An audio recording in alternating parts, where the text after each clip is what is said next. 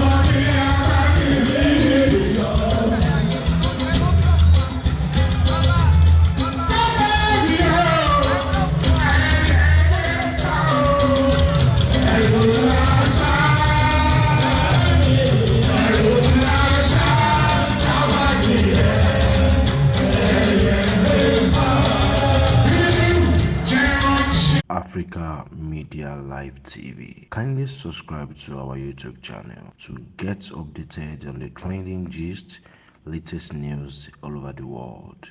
Like our page, subscribe, and share.